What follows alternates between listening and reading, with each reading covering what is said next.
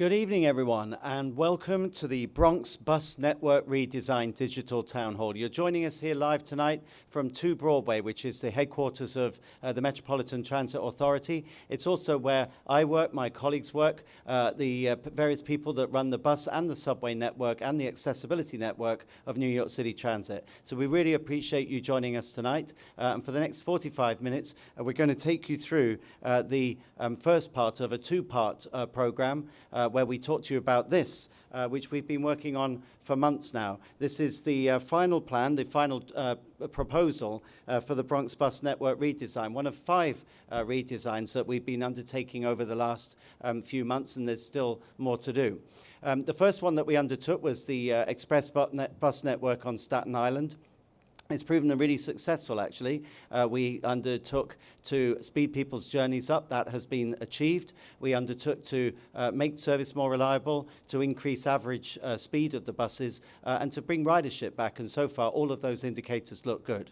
After that, we went to the Bronx. That's what we're here to talk to you about tonight. And then since then, we've kicked the same process off in Queens and in Brooklyn, and obviously still Manhattan, and then Staten Island local buses still to come.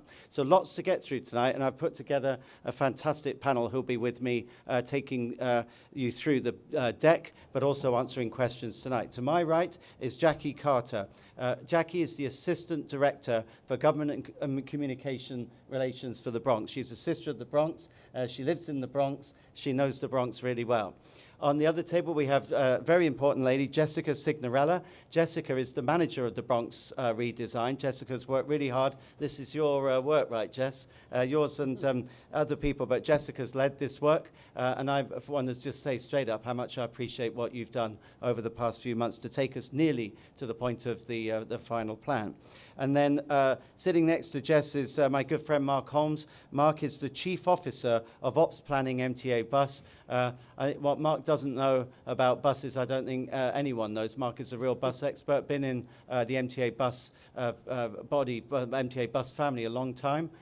Really appreciate having you with us tonight, Mark. We'll be putting the difficult questions to you. Audrey, thank you. All righty, so that's our panel, folks. So what are we going to do? We're going to take you through a deck, first of all, and really explain the process, explain why we're doing this, this redesign, what specifically we're aiming to achieve at the Bronx. We're going to take you through a website demonstration so you know what you can do by looking at our website. Ditto, a trip planner demonstration. We're really proud of that, actually. The MTA really is moving into the modern era, using state-of-the-art IT and user interfaces, customer-friendly interfaces, so that you can plan out your trip, and also so that you can see what the difference is in your journey going forward. We've been asked lots of questions. We're going to pose those questions to ourselves. We're going to answer them as a panel. My colleagues will assist me, and then we'll take you through next steps. And then in part 2, the team will take you through express bus proposals in detail and local bus proposals, setting out for you what this really means for the Bronx going forward. So let's get straight into it then.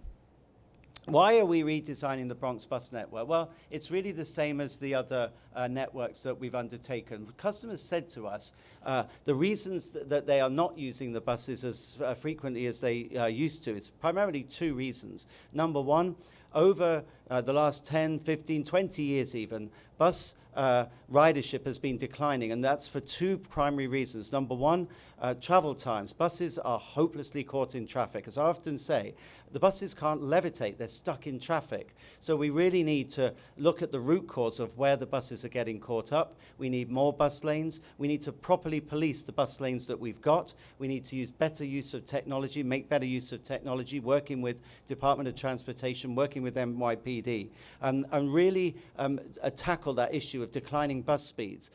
We've got to make the service more reliable, no more bunching, no more gapping, and address, as I've said, that precipitous decline in ridership. You know, at the end of the day, we're all in public transit because we believe in it, and if we can get people out of their cars back onto the buses, then that's good for New York, it's good for the environment. And if I might just use a Manhattan example, this can be done. If you look at what we've done on 14th Street with the M5 M14.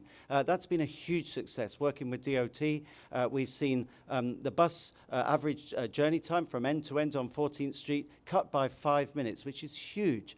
Where buses used to crawl along, you could almost walk more quickly than the bus moved along. Now buses sail along 14th Street, and customers are coming back to that service in droves. So we want to do the same for the Bronx.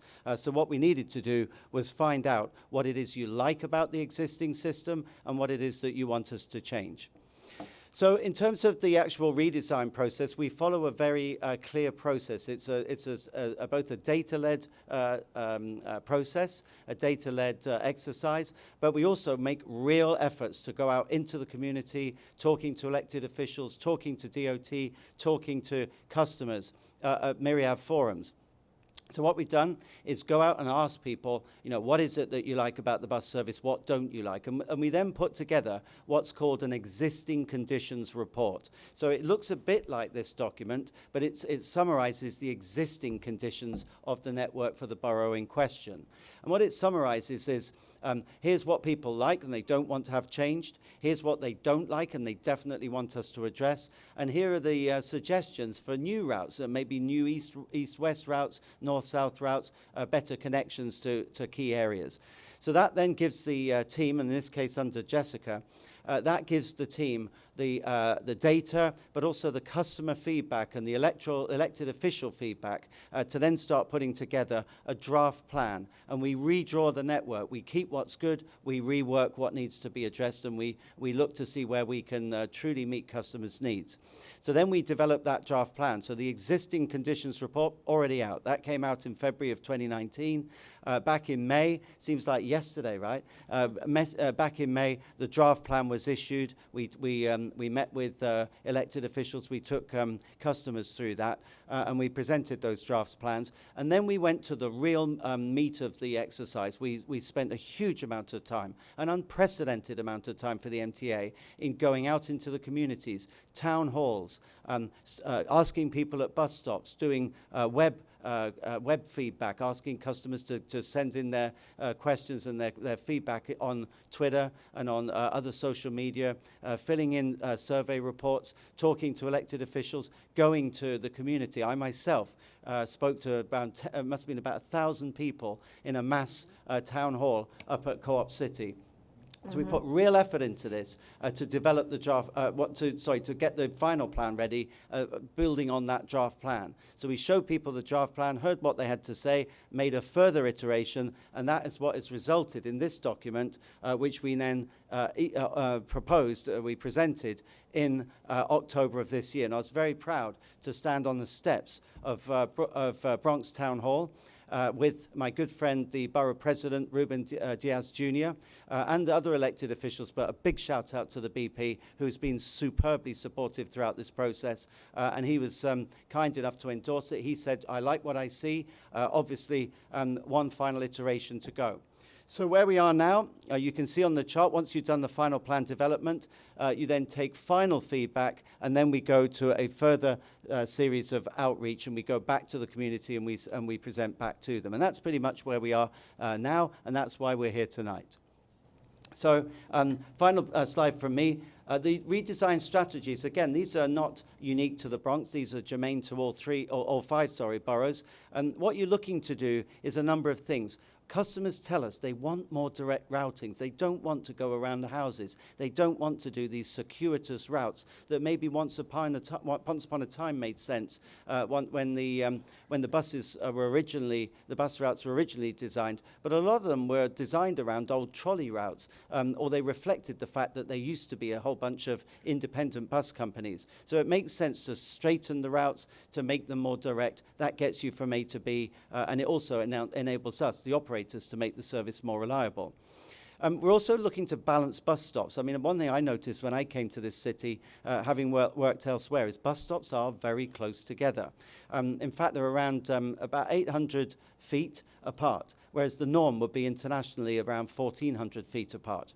Now, clearly, we've got to get that right. There's a balance to be struck, a sweet spot, if you like, between taking out some bus stops so that we speed the journey up end to end, and not making them so far apart that your bus service becomes unattractive or it's too far for you to walk. So, we do try to get that balance right. And in this plan, we've removed around 400 bus stops. And that is important, because bus stops, every time the bus stops, you're using up time from end-to-end journeys. So we reckon we can shave 20 seconds off every stop removed. And that really adds up. If you think of a route, how many times the bus stops, that really does add up. And something like 20% of journey time, the time people spend on buses, is actually spent sitting at stops. So we want to speed that up. It's not just about removing stops, it's also about our new OMNY card so that we can speed up boarding. And finally, we want to also have improved connectivity. People told us loud and clear in the Bronx, we want better east-west connections. We know that the good people of the Bronx rely on the buses. It's a real bus-rich borough. So people said they want to see more east-west connections. They want to have more connections to the subway lines, which typically run north-south, and they want more cross-town access to Manhattan. So I think at this point, one more from me, sorry, two more strategies, and then I'll hand to Jackie. Well, to Jessica even, I'm to you next, right, Jess? Increased frequency. People want to see more frequent service, and obviously they want that to be more reliable. And the good news is that this plan proposes improved frequency for 11 local routes on 9 key corridors to create truly an all-day frequent network. And finally, and I alluded to this earlier, people want more bus priority. What does that mean? It means putting the bus first. It means recognizing that a bus has 50, 60, 70 or more people on it, and so surely it's only right that that vehicle should get priority through certain key corridors, certain key arterials in the Bronx. So that's what we're doing. We're working with DOT to put on what's called traffic signal priority, to get the buses through intersections more quickly, to expand bus lanes, to properly police bus lanes, and to truly get the service moving. Okay, so on that note, I'm going to hand out now to Jessica. Thank you. So now we're going to go through one of the redesign strategies that Andy outlined, which is more direct routings. We have proposed 18 route changes with 2 new routes. The routes that we'll be seeing an alignment change include the BX4A, the BX6 SBS, the BX11, the BX15, the BX18, the BX24, a new BX25, the BX28, the BX29, BX30, 34, 35, 36, 40, and 42, the Q50 Limited, the M100, and the M125. Now, before we go on, one thing I want to stress is that there were routes that were in our draft plan that have since been removed in terms of alignment change. That would include the BX8 and the BX38, as well as the BX26. And most specifically, there were alignment changes we had initially proposed in Co-op City that are no longer moving forward. So this list here reflects everything under the proposed final plan. We also, as Andy mentioned, are focused on balancing bus stops. He mentioned those 400 bus stops, which equates to about 17 or 18% of stops in the Bronx. This would improve our spacing to 1,100 feet, which is still lower than that international average that President Byford mentioned of about 1,400 feet. And as he said, and as you see in the graphic, the less the bus is stopping, the faster your commute will be and the quicker you'll get to your destination. Another element of the redesign strategies is improved connectivity. The map you see here is the proposed network under the proposed final plan for regular bus service. This is also viewable on our website, which we'll show you later. But the thing we want to stress here is that in changing the BX6 SBS route, it will no longer operate to Hunts Point Market. However, it will become a true east-west crosstown route going to the Bruckner, then Bronx River Ave to Story Ave, terminating at Turnbull and Pugsley. The BX11 will be extended to Parkchester. The 18 will be expanded in Highbridge to kind of get a better catchment area. The BX35 will be going north, just north of Gladstone Square, to provide additional connection there. And then there's some new connections with the new BX25 route that will provide service from northern Co-op City to customers in Bedford Park and vice versa. The BX30 will also operate down Boston Road. It operates along a segment of Boston Road today and then goes to Gun Hill Road. We identified a service gap in that there's currently only B-line service on a segment of Boston Road, so we're rerouting the 30 to cover that, with it terminating at the Pelham Parkway 2-5 station. In addition, we've rerouted the BX34, taking it off of Valentine and Bainbridge Avenues for a segment. Those are both very narrow one-way streets where our buses are regularly backed up due to double parked vehicles as well as deliveries. The intent is also to bring the BX34 down to Fordham Plaza, which it falls just short of today. The last new connection is the BX40 and 42 to East 180th Street 2-5 station. As mentioned earlier, we've been working with our partners at New York City Department of Transportation, and we worked with them, and they've identified 10 bus priority corridors that were the highest ranking. And what we mean when we say that is we looked together at elements such as demand for bus service, which would be how much ridership is happening on a corridor or a collection of routes on that corridor, bus performance, specifically very slow bus speeds, which are quite prevalent throughout the Bronx, service levels, which that means is whether or not we're aiming to increase frequency on certain corridors, the neighborhood demographics in a corridor, and how feasible any kind of improvements and changes are. And what you see on this map here is the 10 corridors: 181st Street, Washington Bridge, E.L. Grant Highway, Fordham Road, 207th Street, and University Heights Bridge, East 167th Street, 168th Street, East 149th Street, Tremont Avenue, Story Avenue, and Gun Hill Road, as well as Pelham Bay Park Station area.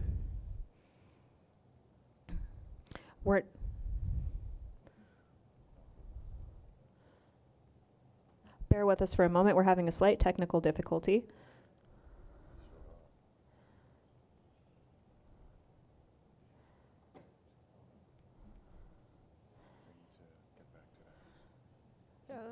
It's okay. No, it's okay.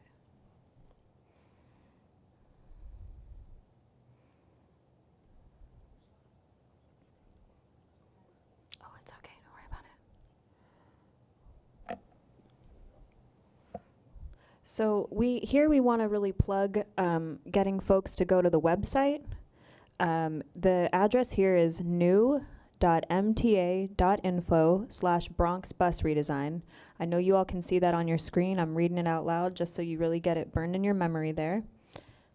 And I'm going to walk you through how to access that. So the first thing I would say, here you see new.mta.info. There's two ways. You can do a / and you can do Bronx. Oh, bear with me. Bronx Bus Redesign. And that'll send you straight to our project webpage. And the second way, for those who might not remember the exact web address, you can go down from our main site to System Modernization. Under specific projects, there's Bus Network Redesign. You click there. You'll see the general Bus Network Redesign page, and then you can choose to click on a project of interest. So I'm going to click on Bronx Bus Network Redesign. Now, while you're looking here, you'll see that we have a few things posted. There's join us tonight for a digital open house. If you're already here, you're aware. If you click this link, it'll send you to YouTube. There's also read the final plan. If you click this link, it opens up our full final plan in digital form. Here is review your route, and then our new plan your trip in the new network, which is our special trip planner for these projects. First, I'm going to click on Review Your Route just to walk you through how you can access route-specific information rather than sorting through the entirety of the plan, although we highly encourage you to read it all. Let's say that I take the BX4A, and I'm curious to know if my route is changing. You'll see that there will be a routing change with the 4A terminating at Gladstone Square in the future. You'll also see how many stops are being removed, and then if I click here, it'll send you to the full list of stops. If it's blue, it means it's a stop that is new, I believe. And then if it's red, it is a stop that will be removed. We're alerting everyone to this. We want people to be aware of whether or not their stop might be changing, and we want to get feedback if there's any concerns or questions. Now I'm going to click back to the initial tab here, which was the 4A. I also want to stress it tells you any schedule changes in terms of span of service or frequency of service. And in addition, if you're curious to see visually what the changes are, you can click here to download the map. I'll now walk you through the trip planner. Here we go. I'm clicking on Plan Your Trip in the new network. And I'm going to start with, let's say you're someone who lives on East Gun Hill Road near Olinville Place. I believe I'm typing this incorrectly. Here we go. And you want to go to Section 5 in Co-op City. So I'm picking Earhart Lane, which is the very end of the line in Section 5, and Erskine Place. Bear with me, there we go. Now, you might wonder why I picked this location. Well, one, this particular route, which you see here, option 1 is the BX28, which is a route we've proposed to change the alignment to. And it's also receiving an increase in frequency, which we'll show you later. The other thing is the particular stop I chose or location is actually a stop we're proposing for removal. So what I wanted to make sure is that customers can see how far they would be traveling in the future to get to that next stop. If you look closely, I'm going to click in a bit more. It's not quite a long distance, and you'll get to your next stop easily, or you'll have another stop in the other direction. In either case, you'll still have service to and from Co-op City if you're on Gun Hill Road with actually an improved frequency. This is one example we wanted to use. Feel free to test it out at home. There's many of other options. And we just want to show here, you can see what your travel options are. In 29 minutes, you can take the 28. Depending on other options, you could transfer to other buses. But we all know this is your fastest way to get to Co-op City from this location today.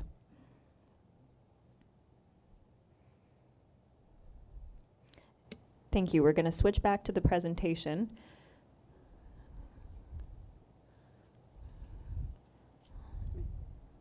Just waiting. I'm going to pass it over to my colleague, Jackie Carter. Here we go. Thank you, Jessica, very much. As you know, we've been out and about, as you heard, around in the Bronx to share the proposed final plan with you and to get your comments. We've also been listening to what you've been saying online through social media and through our comment portals. We've also been listening to you, and as you know, we've been getting a lot of questions. And what we would like to do tonight is to be able to answer some of your frequent asked questions.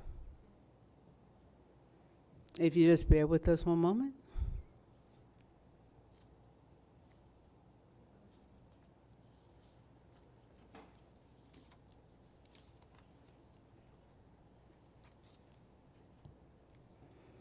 Okay.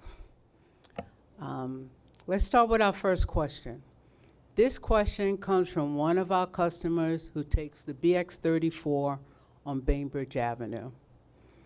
Now, we all know the Bronx has some huge hills, and if you move the stop, it's not as easy walking an extra block like it would be if we were in Midtown Manhattan. So was this taken into account when you were doing this plan? Okay, so I'll take that one, Jackie. I mean, let me just start first of all with a general comment. I think I've been here long enough, and it's not unique to New York, to know that people jealously guard their bus stops. People like having the convenience of a bus stop right outside their house. I get that, and it's certainly removing a bus stop is not something that we do lightly. We do it to benefit the overall route, because what we're trying to do here is balance individual convenience, in other words, the benefit of having a bus stop right next to your home, against also trying to balance the feedback we really get in spades, which is, can you speed it up, please? These buses take forever. They keep stopping. We really want to have a faster trip end to end. So we do understand that bus stop removal is contentious. It is something that we really put real thought into. But bear in mind what we said at the start, that the prize, if you like, is 20 seconds per stop. That soon adds up. So as I said, we do try and balance the the benefits of the individual against the majority. And in the decision-making process, we take a number of factors into account.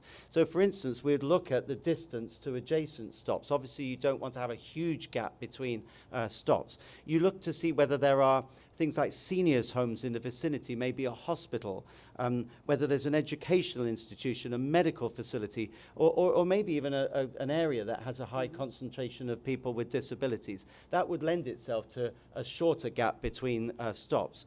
And we also look to the point of the person who asked the question. We do look at the local sort of geography, and if there are huge hills, then that's something else we would take into account, because we do recognize that having to walk up a big hill puts additional burden on people with mobility impairments.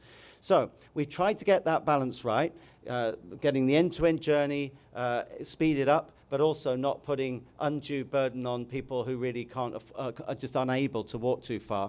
If there is a specific stop in a specific area that you think we've got wrong or we haven't taken a facility into account, let us know. It's all in this plan. Let us know. Jess took you through how to look at the stops earlier. Let us know. It's not final yet. My team and I guarantee to you tonight is we'll investigate. Thank you so much. The next question came from one of our customers that take the BX27 in Soundview. Doesn't removing stops just lead to more crowding at already crowded stops? Why do that? Yes, Jess? I'll take that one. Similarly to what President Byford said, when you remove those close space stops, you can save anywhere from 20 to 60 seconds. And you know, customers that use a particular stop, they come from all different directions, so they don't all start their trip in the same place. So sometimes if we move a stop or remove a stop, different customers can get to the next close stop to keep access. The other thing we want to stress is that if you notice that there's overcrowding on a regular basis at a particular stop or route you take, if you can note the bus route, the bus number, it's a 4-digit number that's on all sides of the bus, the top of it as well as inside, the direction you're traveling and the time of day, you let us know. I say that because when we hear these things, we do have folks that we send out to monitor and look into it and resolve the situation. We want to give a plug to our Bronx road control team. They work very hard. They're out there daily making sure things go smoothly. And when we get information from you on something like this, they investigate and monitor to make sure it's resolved. Lastly, as we did earlier in the tutorial, we really encourage you to go to the website and review your route. If you're not aware whether or not your stop's being removed, that's where you can find out. And as President Byford said, let us know if there's something we overlooked. Thank you very much. Our next question came from one of our customers that take that BX15 bus from 3rd Avenue into Harlem to 125th Street. We noticed that you want to make the BX15 and the M25 into 2 separate routes. Why is that? Well, part of what we're doing, and as Andy had alluded to earlier in his intro, a lot of these routes that we reviewed were routes that were old trolley lines and were drawn decades ago. When both Manhattan and the Bronx had very, very different profiles than they have today. The BX15 is one of those routes, meandering from Fordham Plaza all the way down 3rd Avenue, through the hub, over the 3rd Avenue or Willis Avenue bridges, depending on direction, and then all the way across 125th Street, finally terminating in the Manhattanville section of Harlem at 12th Avenue. A route like that, considering its length and the traffic and all other impediments that it encounters along its route, along its trip, adds to certain reliability issues that we've been struggling with and fighting with over the years. As I said, the BX15 is a major north-south route in the Bronx, carrying 34,000 customers on an average weekday. The route currently suffers, as I alluded to poor reliability with an average on-time performance of 40% and a weight assessment of 67%. Now, for a weight assessment, that means you go to the bus stop and just about a third of the time that you're standing at the bus stop, 1 out of every 3 times, you're waiting more than 5 minutes for that bus, which does not meet our standards as far as wait assessment is concerned. Customer journey time is 64% above what we would like to see. As I mentioned, route congestion as it travels along the 3rd Avenue bridges and 125th Street, it contributes to the congestion, especially bus-on-bus congestion.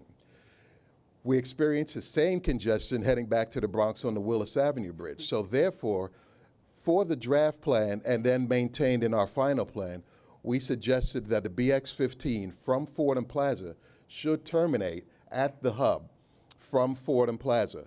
The new M125 would provide crosstown service along 125th Street between the hub and Manhattan's west side on 125th Street and 12th Avenue. By splitting the route in two, we wind up improving frequency, which should also lead to improved reliability and speed up travel times. In addition, the majority of those 34,000 BX15 customers do not have to travel beyond the hub as they do today. Thank you very much. One of our next questions that we had frequently received, this question came from one of our customers that take that BX30 in Co-op City to the train in Norwood. Under the proposed redesign, I would have to take an additional bus to complete my trip or take a bus that's regularly crowded. Will I have to pay a second fare? Who wants to take that one? I'll step in. Andy, jump in at any time. So we did hear from our customers this very concern of if we're doing anything that changes their current route where we're encouraging them to make a transfer, will they incur a second fare? We want to stress that we employ multiple strategies that ensure that some transfer connections remain free, also known as, we call them 3-leg transfers. In some cases, we can program our MetroCard technology to recognize trips that have that additional third transfer, or third leg, I should say. And in other cases, we can train our bus operators to provide transfers free of charge to or from specific routes. Our policy at the end of the day is that no rider should have to pay an additional fare as a result of the Bronx bus network redesign. Specific to the BX30 route, what we want to stress is that yes, under the draft plan and proposed final plan, it will operate from Co-op City to Boston Road and stay on Boston Road, and you're correct, it will no longer go on Gun Hill Road. However, if you're concerned that you will have to take a less frequent BX28, the one thing we want to plug is that the BX28 and BX38 are seeing an increase in frequency under the proposed final plan. Okay, let me just make one final point and just reiterate for everyone watching tonight what Jess just said, because I think it's important that you hear it from me as the president of New York City Transit. No rider should have to, so no rider will pay an additional transfer fare as a result of the Bronx bus network redesign. You can quote me on that. Thank you both very much. We have received many questions and concern about fares. And we know that you were talked to us about OMNY yesterday. So can you please tell us a bit about how OMNY will benefit our bus customers in the Bronx? Sure. Okay, so first up, you might be wondering, what is OMNY? OMNY stands for One Metro New York. So it's our acronym for what's going to be, what already is beginning to be, the new way to pay your fare across New York City Transit. In fact, wider than that, ultimately it will also serve Long Island Railroad, Metro North, and New Jersey Transit, and New Jersey Transit and the Path. So this is truly the biggest change to the way you pay your fare since MetroCard came in decades ago. So in a nutshell, what it is a means of paying your fare via a number of means which are much more user-friendly. No more lining up at a machine, checking you've got the right amount of credit, forgetting to go to load up your MetroCard, all a thing of the past. We fit readers onto every bus. We fit readers onto every station turnstile. And all you'll have to do in the future is either use a bespoke OMNY card, which will become available in a year or so's time, but also So you can use a credit card, you can use an Apple Watch or another wearable device if you can load that up with what's called an e-wallet. You can use your phone. You can load up your phone to be able to just tap on the reader and you're good to go. Right now, we have around 19 stations. We just launched Penn Station in Manhattan yesterday. And those stations, subway stations, are fitted up with readers. All the buses on Staten Island, the express buses, are fitted up. And we announced only yesterday, Jackie, you alluded to it, at Penn Station, that we're now about to push on and make a whole bunch more stations, including up to the Bronx, including the subway lines running north up into the Bronx. We're going to equip those stations with OMNY readers. Now, in the meantime, for the next year or so, a bit longer, you'll still be able to use a Metro card. So you'll still have the swipe on the device. It's your choice. Do you want to go over to OMNY, which is a pay-as-you-go system to begin with, or do you want to stick with Metro card? But overall, ultimately, by the end of 2023, MetroCard will be phased out. We'll be a completely OMNY-based system. You'll still be able to use cash in machines. You'll still be able to get an OMNY card with cash at an outlet, a newsagent, or a corner store. But it really will make a difference. I lived in London when a smart card was brought in, and already the bus service is so much quicker. No more lining up at the front of the bus. Once we've got OMNY rolled out, we'll be introducing all-door boarding. You'll be able to get on at the back, tap your card on the reader or your phone or your watch, and you're good to go. So watch this space. We're going to keep people informed as OMNY progressively rolls out. It's absolutely the easy way to pay, and it's coming very soon. By the end of next year, every bus, every subway station. That's great. The next question is came from one of our customers taking the BX41 SBS on Webster Avenue. Will the BX41 SBX go to LaGuardia Airport? I'll take that one, Jackie. Okay, Mark. All right. So under the proposed plan, customers traveling to and from LaGuardia Airport can now take the M125 from the hub to the M60. That would be the fastest option, other than, of course, taking the number 2 or 5 train to 125th Street and then transferring to the M60. Actually, the 5 train would be your best bet at 125th and Lexington Avenue, and then the short ride over the RFK Bridge to the airport. There are additional options that are being explored. As Andy mentioned, we have kicked off the Queens bus network redesign, and there are other options being explored when it comes to access from the Bronx to LaGuardia Airport. So continue to watch this space as we move forward. Thank you very much. The next question came from one of our customers that take the BX19 from Harlem into the Bronx. Our route is very slow. That BX19 is very slow and would totally benefit from either an SBS or limited service. Why aren't we getting SBS on the BX19? I'll take that one. Thanks, Jess. So the BX19 has been, we've heard from customers and community members from the start of this project when we were doing our existing conditions work and doing our workshops last fall in 2018. Why isn't this SBS? It should be SBS. What are you going to do to speed it up? So we've heard you loud and clear. It has been a potential candidate for SBS for quite some time. There are a few challenges, particularly on Southern Boulevard when you get under the elevated, in regards to narrow sidewalks and challenges in locating fare machines and the like. So it kind of prevented us, which is one of the reasons we ended up doing the BX6 SBS. However, there are things we're doing to work on the BX19 to speed it up for you.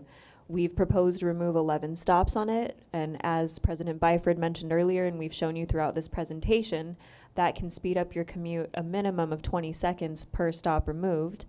And we do recognize that the bus crawls, particularly the bus speeds on East 149th Street during the PM peak period are 2 to 4 miles per hour. So depending on the person, that could be the average walk for me or you. That's slow. So it's one of the reasons when we were working with our partners at New York City Department of Transportation, we identified East 149th Street as a bus priority corridor. We've been out and about at our community boards, and our partners at DOT have been sharing existing conditions and are definitely going to be coming back to folks with ideas on how we can improve service. Over the next couple of years, as President Byford mentioned, OMNY and the bus priority and the improved stop spacing, we definitely think we're going to be able to make this route faster for you and speed up your travel times. Thank you very much. This next question came from one of our customers who takes that BX35 on East 167th and 168th Street. Is there a plan to improve bus service by adding more bus lanes in the Bronx? I think we talked about that a little bit. Well, look, I'll take that one. Bus lanes are a passion of mine. They are definitely the way to go. If you get a bus lane right, if it's in the right place and you've got the right spacing between stops, it can really make a difference to customers' journey times. And I believe it can really draw people back to riding on the buses. That's certainly been our experience on the bus lanes that we've got, and in particular on the M14, which I mentioned earlier on. So it's a key part of Fast Forward. So absolutely we are considering further bus lanes in the Bronx. We're working with our colleagues at the Department of Transportation. Big shout out for my friend and colleague, the Commissioner for Transit, Polly Trottenberg, former MTA board member, Polly Trottenberg. So we're working with Polly and her team to look at corridor treatments, not necessarily just bus lanes, but also other things such as traffic signal priority, queue jumps where the bus gets to go first, bus bulbs where we build out of the sidewalk so that boarding is easier. And this document, if you have a look in the document when you get time, have a look and you can see the corridors that we are studying for potential bus lane treatment on pages 23-35, and you will see that we do propose treatment for the BX35 route to speed it up, to improve connectivity, and to make it better service. Thank you very much. We have received many questions and concerns about the express bus service in the proposed final plan. Bronx Express bus customers have raised concerns with both the proposed frequency and span of service on several routes, limiting their access to Manhattan. I'll take that one. Thanks, So, Mark. as Andy alluded to earlier, this is a proposed final plan. We're in this stage of now receiving feedback from our customers.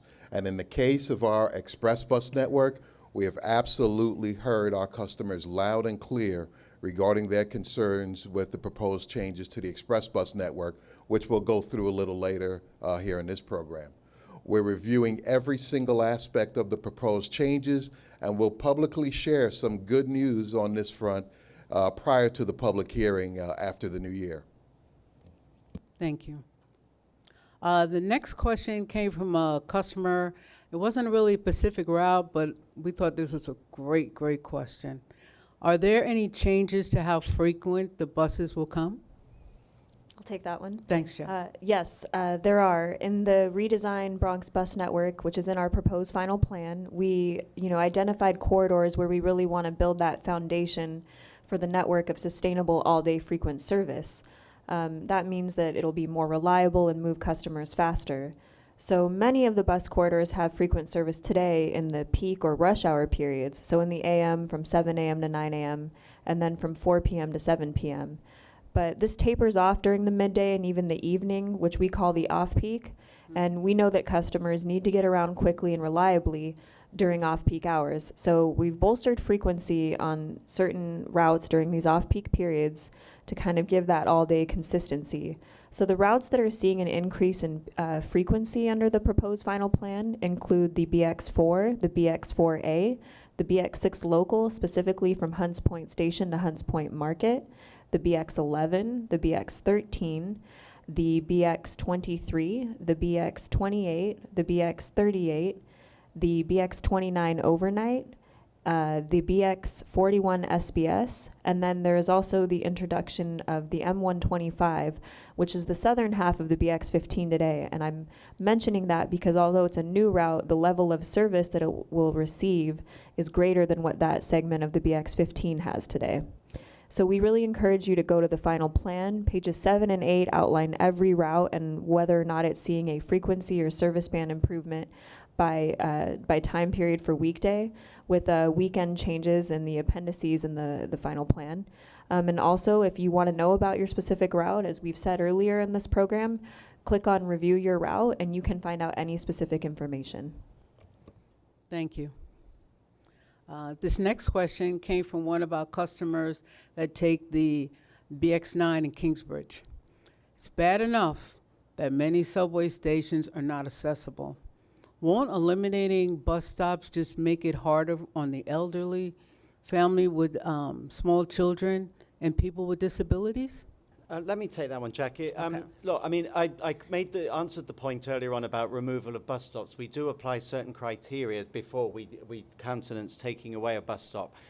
So let me just focus on the second part of the question, which was around accessibility of the subway. And the good news is that in addition to transforming our bus network and sorting out the subway, resignaling it, the third element of 4 of our Fast Forward plan is about making the subway fully accessible. You know, we can't be proud of our transit system while it still excludes swathes of the population who are just simply unable to use subway stations. So we have just received board approval for an unprecedented capital program for the next 5 years, 2020 through 2024. And that will see over the next 5 years, 70 more stations, 70 stations made accessible. And that's a tripling of the current rate of installing elevators. And in the following 5 years, we'll make another huge number of stations accessible. And we're certainly not going to rest until this subway is accessible as it can be. So let's just have a look for the specifics for the Bronx, included in that proposed plan. That includes Van Cortlandt Park, 242nd Street on the number 1 line, Parkchester on the 6th, East 149th Street on the 6th line, Brook Avenue on the 6th line, and Moshalou Parkway on the number 4 in the Bronx. Those are stations that will be made accessible. But there's more. In the next few days and weeks, we will be announcing 22 more stations that will be made ADA accessible. So just watch this space. There is lots of good news on the horizon to make our service more accessible, to make the subway accessible, in addition to the bus redesigns that we're talking about tonight. Thank you, that's great. This next question came from one of our customers that take the BX1 on the Grand Concourse. How is the better stop spacing going to improve reliability? Hi, Jackie, I'll grab that one. Thanks, Mark. Sure. So as we alluded to earlier, each bus stop removed saves us about 20 seconds along a route's journey time. The BX1 is no exception. The BX1 connects customers from South Riverdale along the Grand Concourse to Mott Haven, which is just about the entire length of the borough north to south. Each time that bus stops, it must exit traffic, pull to the curb to load and unload customers, and then wait to re-enter traffic. Widening the distances between stops reduces the number of times that the buses have to go through this process. And it can have a significant impact on bus speeds and reliability, which is among the pillars of network redesign and what our customers really want. When viewed in isolation, one-stop removal might not seem like it's a big deal, especially if it's a stop by your house and you're not liking that. But over the course of a route, and especially a route as long as the BX1, up and down the entire network, the benefits of bus stop balancing adds up, making buses faster and keeping them on schedule and keeping them reliable. If you're regularly experiencing overcrowding at a particular bus route or bus stop, please, as Jessica said earlier, take notes, let us know, give us the bus route, give us the 4-digit, or in some cases 3-digit bus number that is on the buses themselves, the direction, the time of day, and reach out to us and let us know. We're anxiously looking forward to your feedback, and we really value when we receive information like this. So again, bus stop spacing and bus stop balancing is a key component of network redesign designed to speed up service and improve reliability. Thank you. This question comes from one of our customers that take the BX40 and the BX42 on East Tremont Avenue. East-west connectivity and reliability is a huge issue for us in the Bronx. A lot of us take a bus to the train, so how does this plan help us? I'll take that one. Okay. So a lot of the improvements that we've proposed in the proposed final plan are geared towards, improving connectivity, speed, those east-west connections, and really just speeding up commutes for customers. We mentioned a few things earlier, and these are some examples before I refer specifically to the 4042, but, improving the cross-town connection by extending the BX6 SBS, as well as the BX11. The BX36 today goes up White Plains Road, eventually reaches its way on East 174th, and then over to East Tremont. Instead, we're going to have it go, or I'm sorry, I meant East 180th Street. Instead, we're going to have it go up White Plains Road straight to East Tremont Avenue, where it eventually finds today at the end. So instead of all the meandering back and forth, it'll go straight up, straight over, get you right there. How would that affect the 4042 customers? Customers that are on East Tremont in the Throgs Neck area today, they can still travel that way going north. Then they would eventually reach over to East 180th Street, then back to Burnside Avenue. So the idea there is, again, instead of the two routes switching back and forth, making a zigzag or snake pattern, they're both operating in a more direct way, which, as my colleague Mr. Holmes said, that's one of the pillars of redesign, is really making routes more streamlined and simple so that they're not spending time doing a lot of turns, specifically left turns that are less safe and slow us. There's a lot of elements there. And these improvements, coupled with the stop spacing and bus priority corridors, including East Tremont Avenue, should give, customers in the Bronx a better experience when they're getting to from, key destinations and subway lines. Thank you again. This next question came from one of our customers that take the BX8 on Middletown Road. Do these redesigns do anything about the double parking and cars that are in bus lanes and bus stops that mess up our ability to board safely and travel more quickly? I'll grab this Thanks, one. Mark. So this is an issue that's plagued buses, not only on the BX8, but all 330 some odd routes that we operate on a daily basis. It is something that plagues us, and it impedes our ability, and it doesn't give our buses a fighting chance to get through traffic and make it from one end of their line to the other.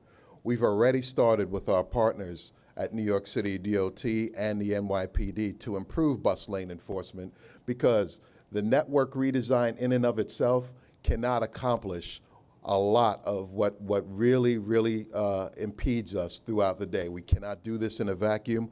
Our partners at NYC DOT and NYPD are working diligently along with us to make sure that our city streets, which include bus lanes, really are enforced and are cleared of any impediments to that would allow our buses to not make it through. We use stationary cameras. I should say New York City DOT uses stationary cameras to help us enforce bus lanes along SBS routes. NYPD uses traffic enforcement agents to help enforce the rules of the road. And earlier this year, I'm excited to announce that we've launched our new program called ABLE, which stands for Automated Bus Lane Enforcement, which utilizes bus-mounted cameras to enforce bus lanes. ABLE is currently active on 3 bus routes. However, we're looking forward to expanding that in 2020. Enforced bus lanes are the key to improving bus service and to heighten awareness of their use. New York City Transit is launching an awareness campaign targeted to motorists. The new campaign features the slogan, "Are you a bus?"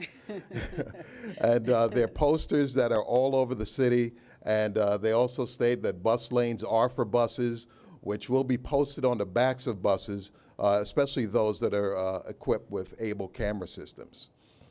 The posters will be installed on buses this month, And the campaign will continue as New York City Transit continues to expand the ABLE program.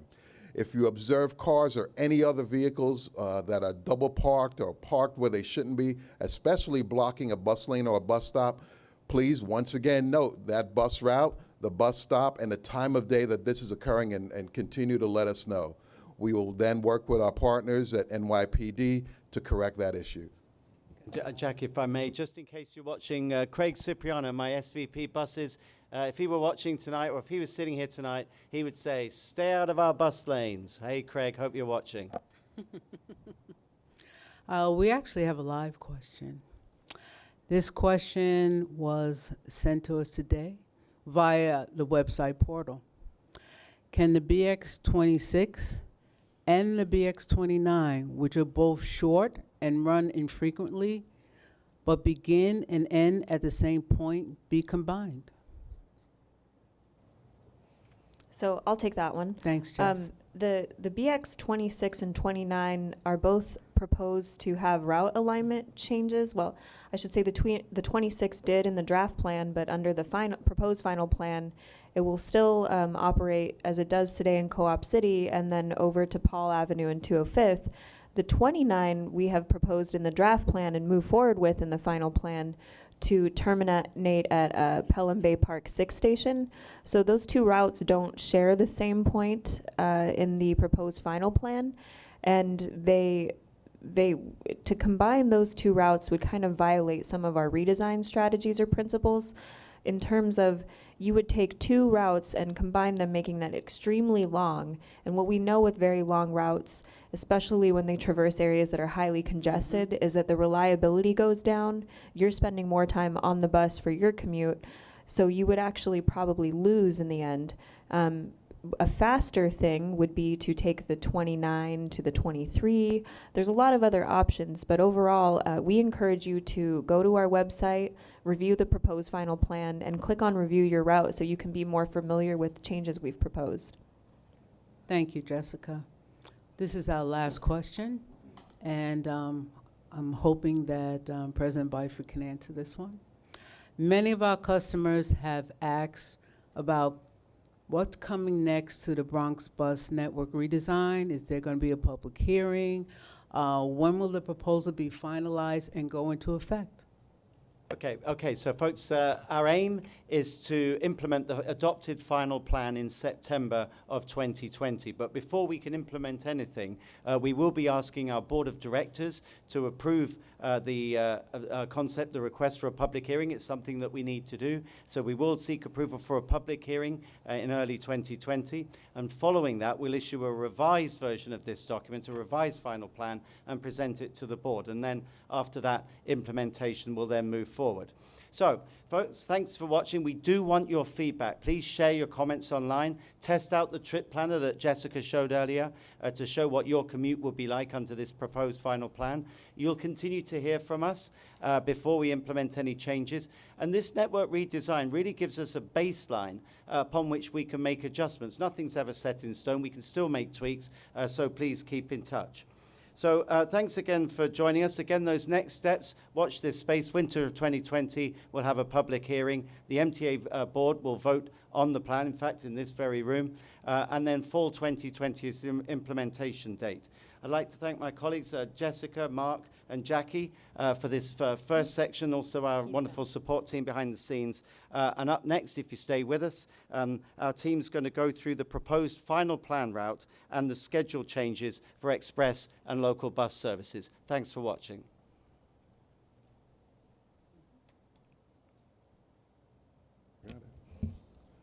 Thanks, Andy, for that, and really it was a pleasure having you here. Our proposed express bus service and route changes, I just want to go through those quickly for you.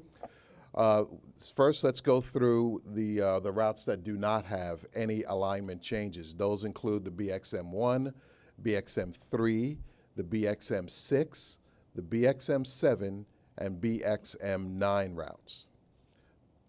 So let's just start with those that are changing. I'll just walk you through these. The BXM2 currently operates between Riverdale and Manhattan's West Side, Midtown West. We are looking to streamline that route keeping it on the west side once upon entering Manhattan, operating along the Henry Hudson Parkway, and then exiting at 79th Street and proceeding down Broadway and 7th Avenue to its current terminus near Penn Station. We expect that alignment on the BXM2 will improve the commute and the travel times for our customers desiring to access Manhattan's west side. On the BXM4, we are proposing, as far as the route is concerned, for that route to be shortened, starting at 25th and Paul Avenue in the area of Tracy Towers, and proceeding south, north and south, both ways, on the Grand Concourse, peak direction and peak hours only, terminating at its current terminus at Madison Square Park. So in the inset on the right, you'll see the current terminus that we're proposing at 25th and Paul Avenue.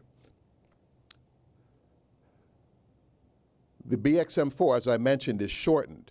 The north end of the 4 will be replaced by our new BXM5 service, designed to get customers to Manhattan faster from the very northern tip of the Bronx.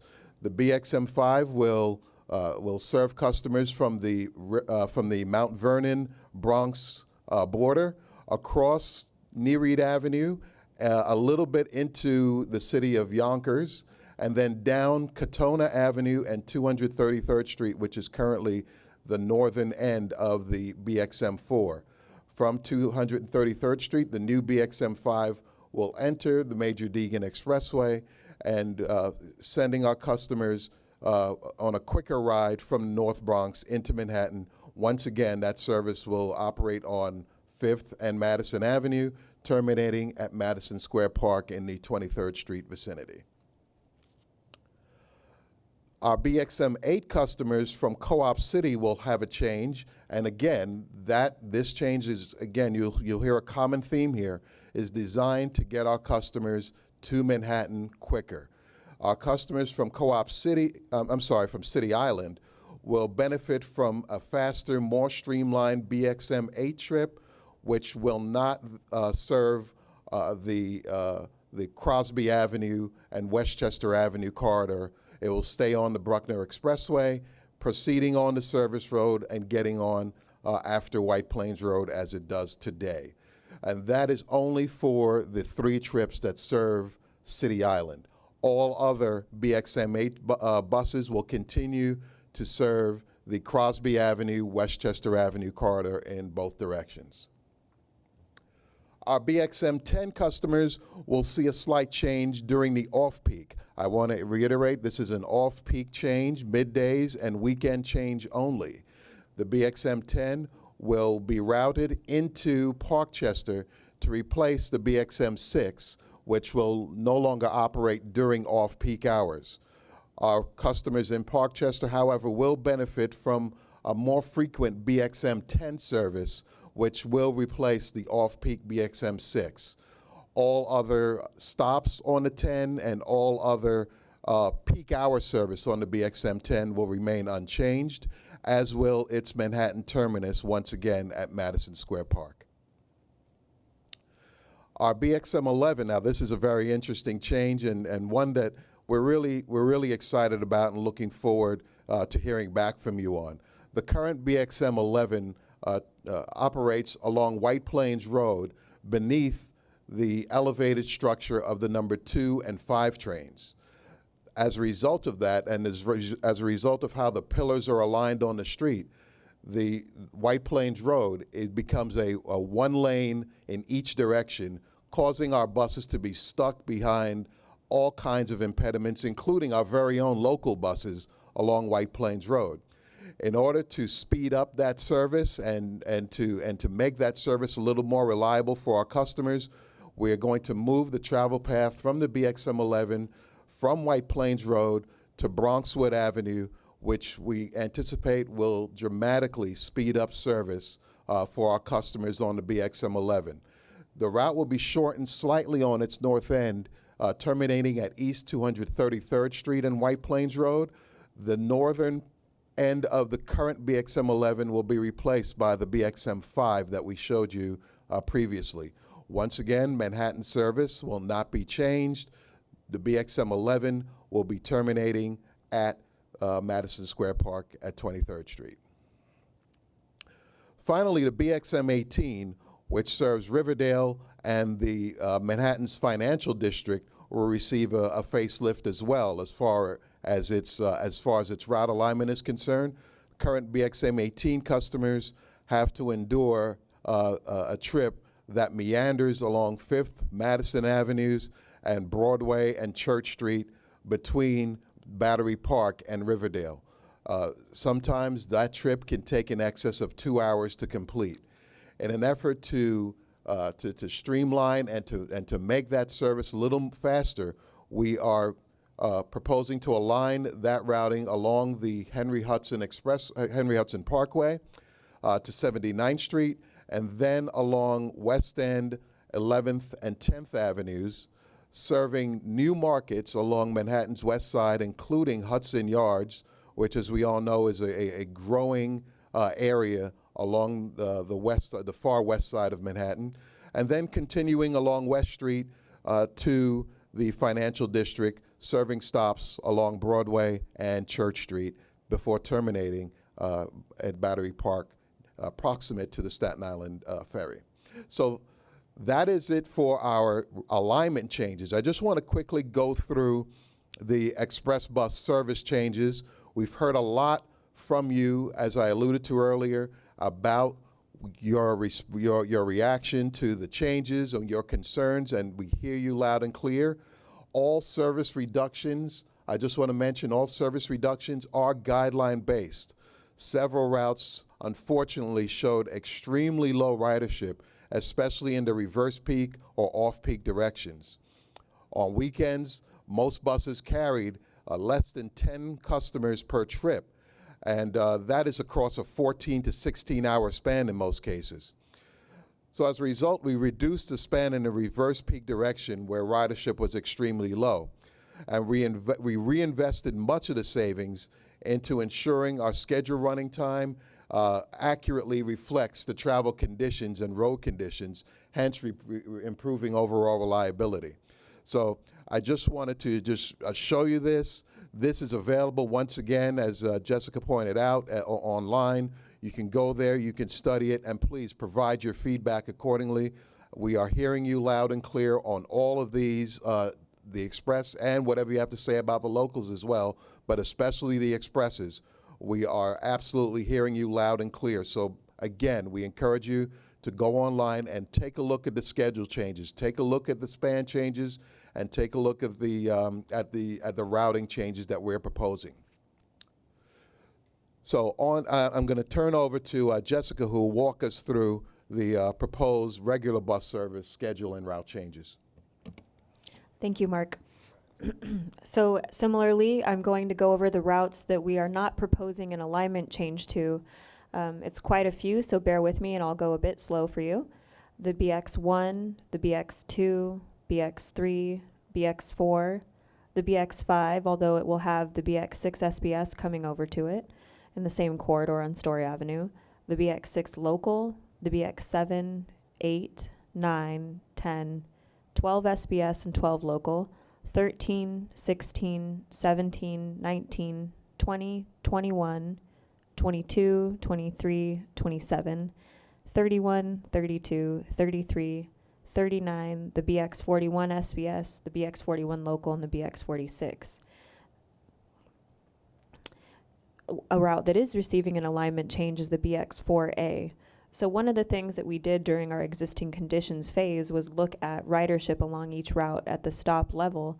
We found that the majority of customers on the 4A board along Metropolitan Avenue, and by the time they reach Simpson Street Station or near Gladstone Square, they're already alighting to get to the train. So based on the fact that that is what the majority is doing, we propose shortening the BX4A at Simpson Street Station. That way, the BX4 would still continue all the way down today, as it does, to the hub, but the 4A would terminate at Simpson Street Station. There will be improved frequency on both routes.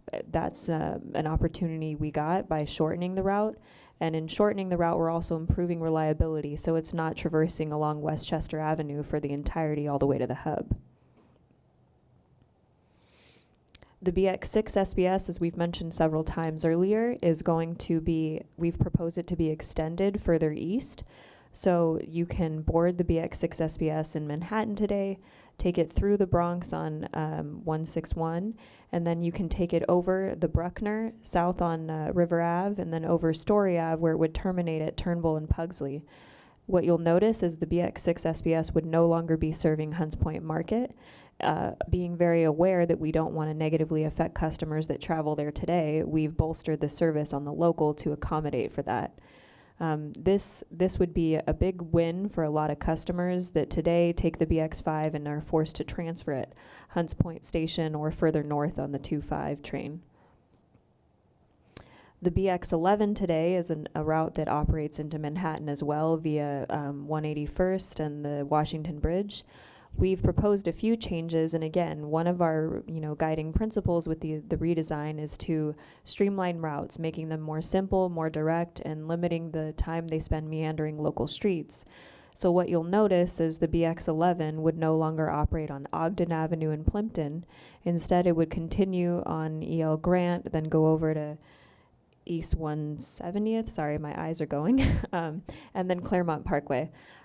Today, it operates on East 172nd and Jennings, then going down West Farms Road to Gladstone Square. We would be discontinuing that service to maintain it as a more straight route and have it go along Boston Road to East 174th, terminating at Hugh J. Grant Circle for the 6 Parkchester Station train. That's one of those new connections we mentioned, and it's also expanding and improving an east-west crosstown connection. You notice we mentioned some discontinued service. You'll see that the BX18 is being expanded. What you see is the dark blue, that's what the route does today, and that brighter blue is where we're adding new service. The BX18 would operate clockwise and counterclockwise, and it would travel along 168 going up Shakespeare and then over to the 4 and BD trains as it does today. This route would also receive improved frequency to ensure that the BX11 customers had the same level of service they did in the previous alignment. So the BX24 was a route we proposed very significant changes to in the draft plan. We heard customers loud and clear in that area. They were not happy with that proposal, so we went back to the drawing board and we made some small tweaks to the route alignment in Country Club. You can see that by those gray dotted lines in the zoom. Essentially, the route will no longer operate on Country Club Road and Spencer Drive as close as it did today.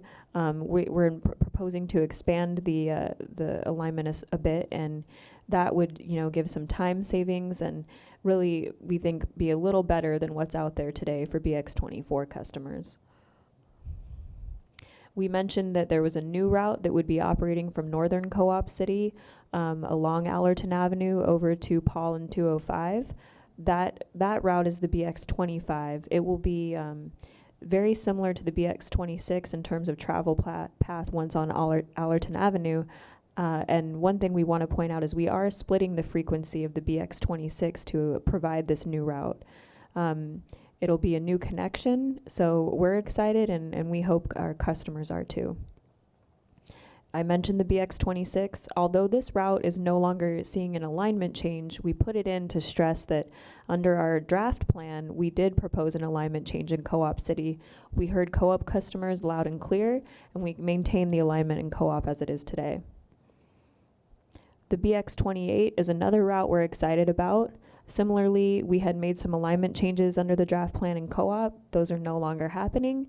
However, we still are kind of limiting the meandering and zigzagging that the BX28 does in the Norwood Bedford Park area. So in the proposed final plan, it would go along Gun Hill Road and continue south, and instead of going up Mashulu and over near Lehman College and the like, it'll still touch that area, but instead it will do it in a more straight way, eventually terminating at Fordham Road. which is something it doesn't do today. So we've brought it a little further down to give new access for customers. The BX38 is also shown because under the proposed final plan, we had proposed discontinuing this route and having the BX28 absorb the service so that it would get a very bolstered frequency. We heard from customers they didn't want to lose their BX38, so we maintained it as it is today with the 28 and 38 seeing frequency improvements. Again, we mentioned this in an earlier bit with everyone in terms of frequently asked questions. The BX29 is proposed to, in the future, terminate at Pelham Bay Park 6 station. It would no longer go into Co-op City. The idea here is that customers that are in City Island that are trying to get to the train would get there much faster and would do so without having to lose service operating in Co-op City. In addition, we're providing overnight service under the proposed final plan, which was also mentioned in the draft plan. So those are some big wins for City Island customers. The BX30 under the draft plan also had changes in Co-op City. We've maintained service as it is there today. However, we are still moving forward with the alignment change we proposed in the draft plan, which would be that if you're taking the BX30 northbound trying to get out of Co-op City, you would go along Connor to Boston Road and you would continue on Boston Road. There's a stretch of Boston Road that is only operated or has service via the Westchester B lines. We wanted to ensure that folks had service from New York City Transit, so we would have it go along Boston and terminate at the Pelham Parkway 25 station. The BX34 is another one where we're trying to really stick with the redesign principle of streamlining. It would operate as it does today in the northern area in Woodlawn. It would come down Bainbridge Avenue to East 204th Street to Webster Avenue. One thing we want to point out is the discontinuation of service on Valentine and Bainbridge in that southern segment is because of the narrow one-way residential streets. In addition, the walk or the distance from Bainbridge Avenue to Webster Avenue is roughly 2 blocks. Same if you're going from Valentine to the concourse. So if you are living in those areas, you can walk and catch the BX 41 or 34 on Webster, or you can reach the BX 1 and 2 on the Grand Concourse. In addition, if you're still concerned about reaching Fordham Road, there's a segment where you can catch the BX 28. The BX35, we mentioned it earlier in a frequently asked question. There's no major alignment changes with the exception of its eastern end, where we would be extending it to operate along West Farms Road, Jennings, and Bryant. That is to ensure that customers that had that service in the past would still have it, and it will further give new access for those customers into Manhattan. The BX36 will go up White Plains Road to East Tremont and stay on East Tremont until going into Manhattan via Washington Bridge and 181. Again, we mentioned this earlier, it did a bit of a snake zigzag along East 174th Street and then up to East 180th Street and back down. So we wanted to avoid that meandering back and forth and all the turns and just make it a bit more direct for customers. The BX40 and 42 are a bit of a pair, but we're going to show the routings here separately, but you'll notice once you get going on East Tremont, it's the same. We did hear, so in the draft plan, we had some different routings for the eastern end. We maintained what's there today. We heard from customers, they didn't like the changes we were proposing. In addition, we encountered some challenges in making some of the routings that we were examining. So the 40 will go as it does today, down near SUNY Maritime. It will go up over to East Tremont. It will go along East Tremont straight to 180th, then down Burnside to its terminal in the western end. The BX42 will still go along Harding and then East Tremont, and will go around to Balcom Avenue and come back to East Tremont as it does today. And it will also continue over to 180th instead of going along East Tremont. The staying on 180th is to just keep it straight instead of jumping back and forth, and we think that'll be a big help for customers. The Q50 Limited, you might wonder, this is a Queens route, why are we mentioning it? It comes out of a Bronx bus depot, but that was the initial qualifier, but it's also being examined under the Queens bus network redesign as well, so we're double checking it. The proposal with the Bronx redesign is to have the Q50 come from Queens as it does and go to Co-op City during the peak periods only, with terminating at Pelham Bay Park Station during the off-peak periods. That is because by terminating it there, we're able to improve reliability and keep it moving. We send it to Co-op to ensure that our customers in Co-op are getting that peak service to Queens that they need. Now we're kind of moving to, the BX15. It does, as we mentioned earlier, as my colleague Mark said, it operates along 3rd Avenue, and then it goes through the hub, and then it takes the 3rd Avenue and Willis Avenue bridges to 125th Street. We're proposing to break that route, and for the reasons that were mentioned earlier, largely because, the majority of our customers, the bulk are really traveling on 3rd Avenue and getting off by the time they're at the hub. For customers that want to travel further south, we have something proposed, but we really think by shortening this route that we will see an improvements in reliability and speed. This is the proposed M125. It would travel from the hub via 3rd Avenue to 125th over to Manhattanville, and in the reverse it would do the same, and then going via the Willis Avenue Bridge. One thing we want to acknowledge is, 125th is a very congested corridor, including bus-on-bus congestion. That means that we have enough bus service there matched with the congestion that can slow buses, that they end up backed up right behind each other. So the idea here is to really speed things up for customers and reduce some of that congestion. The M100, you may also be wondering, why are we talking about a Manhattan route? This route operates out of a Bronx bus depot, but it will also be examined under the Manhattan redesign for any additional improvements or concerns shared by you all. The M100 we are proposing to terminate at Amsterdam Avenue and 125th. And one thing we want to stress, because we've heard this from our community boards in the area and we've heard it from customers, we won't be terminating it directly at Amsterdam and 125th. We recognize that's a very congested intersection, and we've heard your concerns. We're currently examining alternatives to identify exactly where the turnaround will be, and we promise to update you prior to the public hearing on that particular routing. Now, this is a lot to look at, and we highly encourage you to go to the final plan online and review your route, but I will stress that we are improving the BX4 and 4A.